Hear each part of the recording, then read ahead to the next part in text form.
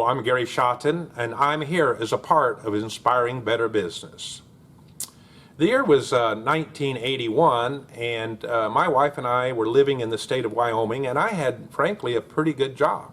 It paid me really well. I was one of the higher paid people in my small town in Wyoming. I had a company vehicle. I had medical insurance that paid for all of my children to be born and their care. I had pretty well set up there. And there was a downturn in the economy, and there was an opportunity to me to move what I thought to be temporarily to Broken Arrow, Oklahoma, to go to Bible school. My wife and I decided to do that. But in my conservative nature, we made a trip here to check it out, and I talked with, by phone and in person, a few potential employers, because I knew I didn't have the money. I had money to get there, but I need to pay my tuition. I have 3 children, I have rent, I have utilities, and I kept my little farm that was back in Wyoming. So I needed a job. Unfortunately, I got here, or maybe fortunately, and there was no job. It was one of those dips. If you look at the fall of 1982, you'll see that the oil business dropped to the absolute low for a long period. It had not been any lower. Banks were going bankrupt, oil companies were going bankrupt, and there was no job for me. What do? Well, that's my lesson for the day. I look with what's in my hands. I heard that sermon from my pastor.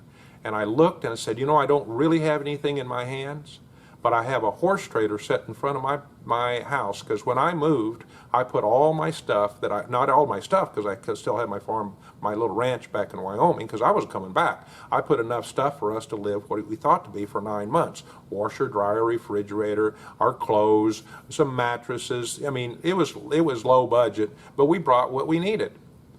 And there was this horse trailer out here. And I said, you know, I got an idea. I think I could move people, because I had moved some almost, I guess it'd be at this point, about 1,000 miles from the far corner of Wyoming near Yellowstone National Park to Tulsa, Oklahoma, which is near Arkansas and Missouri and Kansas, up near that corner. And so I've come there, and that worked pretty good. I got a car, and so I'll just hook onto my horse trailer with my car, which I moved with, and I'll just put an ad in the paper that says, let me help you move. Well, from that, we got a few calls, and I got $35 for the first job and $50 for the second job, and this is rolling pretty good. We actually moved 40 full households in that horse trailer. Now, some of them were pretty good-sized houses, not mansions, but we took 5 trips, 6 trips, back and forth, back and forth. The customer's happy, the price was right, I'm making money, I'm paying my bills. And from that, after a year and a half, or almost 2 years, the end of 1984, that became my very first business. The business that I owned then, from that date on to the year 2000, I called it 17 years. I owned the moving and storage business. And I learned so many things in that business. So many things the hard way. How to do my accounting, how to work with people. And I had up to 75 employees regularly in the summertime, and always 50 employees in the wintertime, even though it was slow.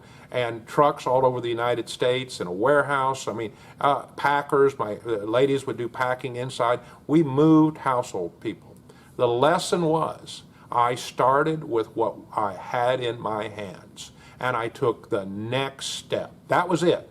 One step forward, I put the ad in the paper. I had a couple moves. When I had those moves, I kept the ad in the paper. Then I started figuring out how to make some more jobs and some more jobs. And then I bought my first truck, and then I bought my second truck. Step by step. You see, a lot of people that they say they want to own a business, they want to start big, or they want to start with a full picture. For me, it didn't work that way. When you talk to most anyone that I know that started from nothing, didn't have someone to finance them, and I don't advise that anyway, they started small and with what they had in their hands.